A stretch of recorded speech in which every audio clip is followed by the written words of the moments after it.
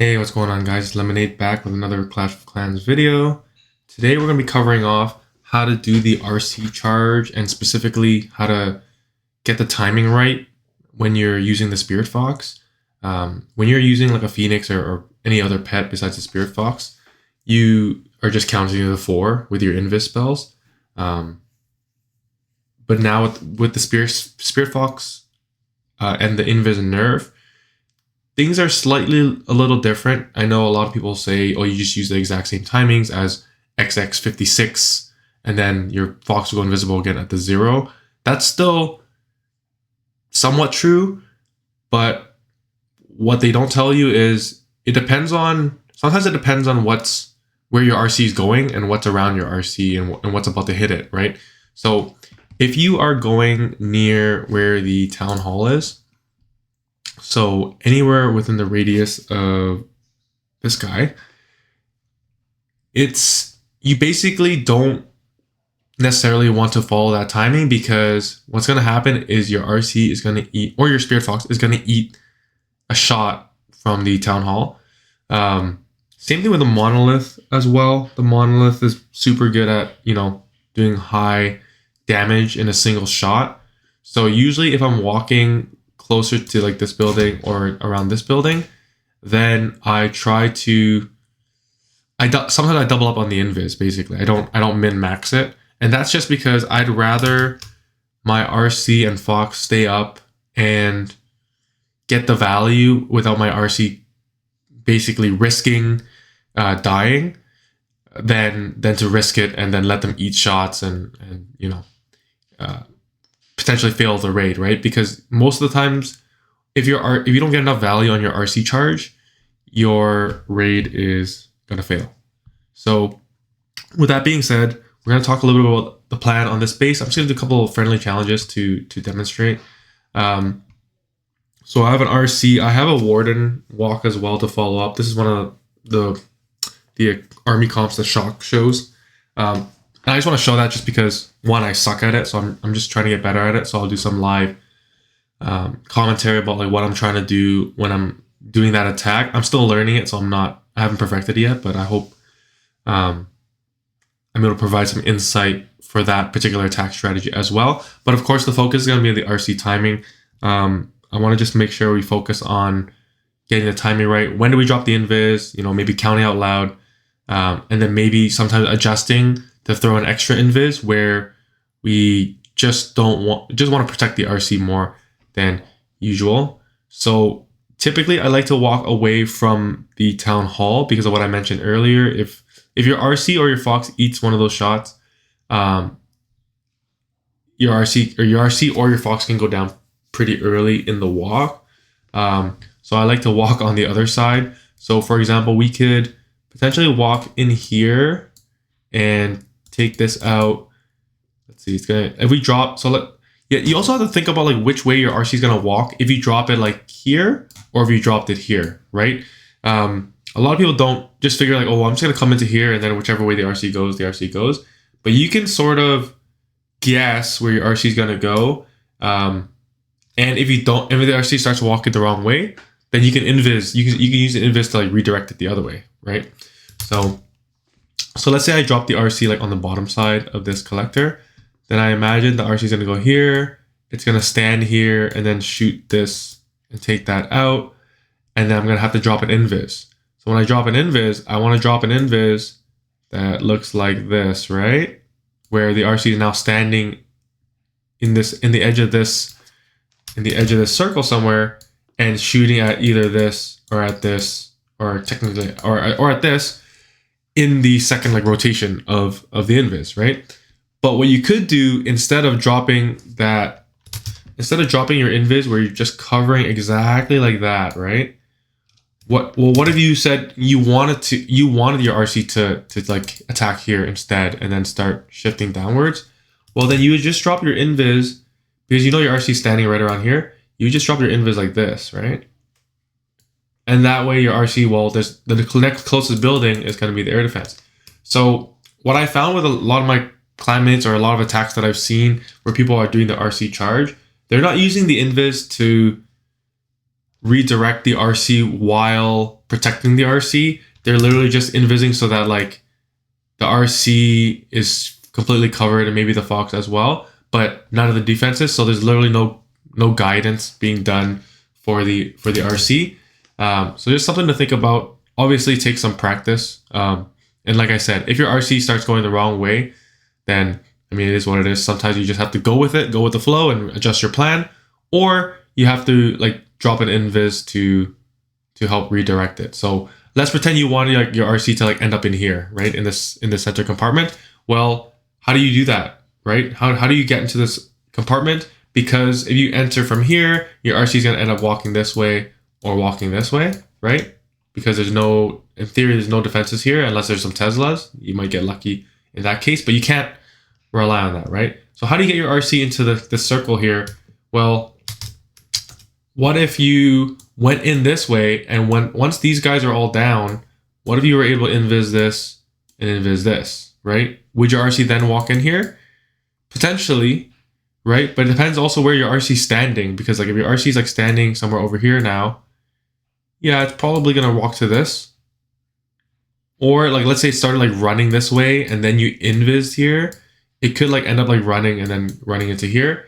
So you just kind of have to make a plan if you really intend to get the RC into this core, which for double rage towers, you want to get into the core as much as possible.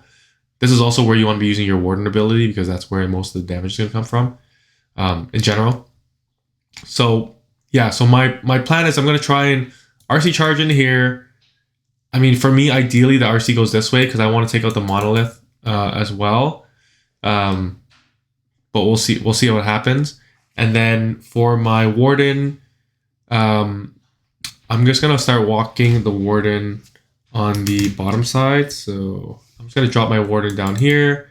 And again, I'm not that great with the warden walk, so I'm just going to try and keep, my goal is just to keep her alive with I'll drop a couple of balloons to tank for seeking air mines. And then I'm going to assume my warden is either going to walk this way or it's going to walk that way. You can help guide your warden which way to walk as well by funneling, right? So if I take care of that, then my warden is like naturally going to go this way. Sorry. Like if you funnel, like if you just take these buildings out, your warden is going to like naturally go that way. Or if you like take these out, then your warden is going to go like that way, right? So just little things to be thinking about before you go into an attack. And of course, this is sort of mirroring like what a war attack would look like, right? Because you have 24 hours to like look at a base, plan around it, change your army comp if you need to, which I recommend players should be doing instead of trying to use like a cookie cutter army for every single base. Because some bases just the value might be different. Maybe the zap value is really good here, or the zap is good here, so you might want to change your army to like use some sort of zap strategy. There's no invises on this. There's no invis towers on this base, so you might not want to bring the giant arrow, right? If you're not using an air attack, and there's no invis towers, then I would say you wouldn't bring the giant arrow, because you don't need to shoot any air defenses technically, and then you don't need to trigger any invis towers, right? So you can just run the magic mirror over the magic instead of the giant arrow in that case. So again, little things to be thinking about and to be adjusting. But of course, use what you prefer, use what you like, use what you're comfortable with, right? Okay. So let's go into an example here. Let's go into our RC. Let's go into our RC charge here. Okay. So I got the Spirit Fox on my RC. Honestly, the equipment and stuff like that doesn't really matter right now. Okay, it does matter for the Warden because I need a Rage and a Fireball on her. And like I said, I have the giant arrow here, but I'm probably going to switch that. So before we go into this friendly challenge, we can just switch that. Let's go here. Let's switch it to this. Let's go here. Oh, Fireball. Rage. That's good. And this is good for now, I think. It's fine. Maybe we'll try a variant where we use the giant gauntlet and the Rage. But let's try this. Let's go ahead and do this attack. All right, let's get into the timings here. So I like to start the RC first. That way you could follow that like XX6 timing and the going invis again with the Spirit Fox on the 10. And like I mentioned, I'm going to enter on the right hand side here, and I usually will zoom in a little bit more just to be a little more accurate with the with the invises. So let's drop the RC in 3, 2, 1, go. So 59, 58, 57, 56 is the one you want to invis, right? But you see my invis is barely covering the RC. So when something like that happens, you know, you just went, I invis again, but my RC also goes invis at 46. But look at this, like look why this walk is going bad. And I want to talk about it. I'm gonna let the RC die here. One invis again one more time at 40, and then goes to ability, and then it's gonna die, right? But why did that fail so bad? Like why did my RC not get much value with the walk? Whereas when you watch like stars or these pros that are walking with their RC, they're getting way more value. And you'll have to start thinking about, well, what about like what defenses is your RC hitting? Because if it's like a defense that the RC can like 1 or 2 shot, then your RC is gonna move again, right? So yeah, you kind of have to factor that in. I'm gonna bring some more invis spells here so we can just do a longer walk. Let's get rid of some of these. Let's just bring a bunch of invis here. I think there's a variant that's like this as well, where you just bring a bunch of invises, do a crazy walk, do a warden walk at the same time. So let's go back in. All right, I'm gonna go on the same side. And here we go. 30, 59, 58. So 56, I'm gonna invis ahead a little bit more. So that's a better invis. I'm gonna take that out. And now that, and then it goes invis again right at the 50, okay? 47, 46. And you see what I did this time? I invis that past that air defense because I know that my RC's aura is just gonna take it out. 38, 37, 36. Okay, so you want to invis right when it's about to like hit the 6 number. And then 31, 0, it goes, remember at the zeros, it goes invisible by itself because of the fox. 26, drop the invis right away. And then when you feel like you got good timing on it, you don't have to use that extra invis to protect. 17, 16. So you see right before you're about to see the 6 is when you want to drop that. 0 goes invisible again. Nice. Look at this walk. This walk's going nice. 6, right? So basically when it says 7, I kind of wait like not even half a second, then I drop the invis, goes invis again. Okay, let's keep following her. 6, okay? Then you just drop the invis. Okay, like she walks outside, but look, there's nothing threatening. So don't invis her. Don't invis her. There's nothing threatening her. 46. Okay, now things, might be more dangerous in here. So you're gonna invis her. 40, is my fox still alive? I can't even tell. Oh yeah, it is, okay. Oh no, my fox is dead. My fox is dead. Okay, invis again. And that's it for the, look how much we got. We got like half the base. And then the whole time I could have gone down here, dropped my warden like that, and been walking. So my warden could have been walking this whole time. She has a fireball on her. I'm a little bit scared of this. Maybe I'm gonna rage her. I'm scared of that super dragon. He's gonna kill my warden. Oh, seems okay. And then the whole part of this strategy is that this warden is going to be walking that whole time. Look at that. Most of that base is already gone. Then you're going to want to use so I'm going to let the warden walk. I know pros are pretty good at like knowing when the warden's going to be in danger or not. Right now, she's going to be chilling for a bit, or the warden's going to be chilling for a bit. So I'm going to go ahead and go in on this side. So we're going to go King, Queen, Log Launcher, and then some Rocket Loons to help support this. Okay, get some Teslas out. And I'm going to just put some balloons down there to like tank any mines because I want to make sure that the healers are good. I'm going to run out of time here because the purpose of this first video was just to obviously show the RC walk, which is completely fine. We'll start the warden walk earlier next time. I want to drop this, throw that fireball out. And look at that, not bad considering I did not even start that warden walk. I should have started the cleanup earlier as well. But again, lessons to be learned, right? And these are just friendly challenges. So you can always get better doing this. Let's do that. Let's go again. And this time around, I'm gonna do the same or similar strategy, but I'm gonna start my warden walk as well at some point in the middle of the RC charge. So let's go here. And my plan to start the warden walk is when the RC is getting close to like a XX0 timing, because I know it's going to go invis for another 4 seconds. So So let's start again on the right hand side. 9, 8, 56. Okay, I'm gonna drop my invis. And then now I'm gonna start my warden.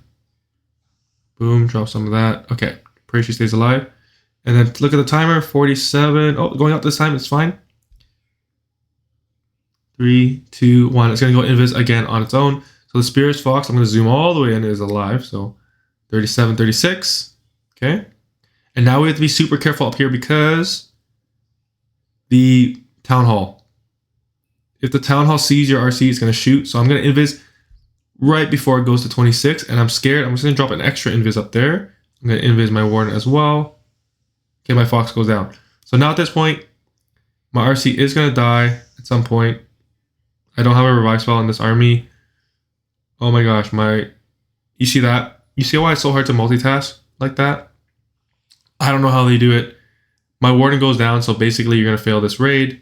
But you know what? Let's just try. Let's just at least get the 2-star, and then we'll go back into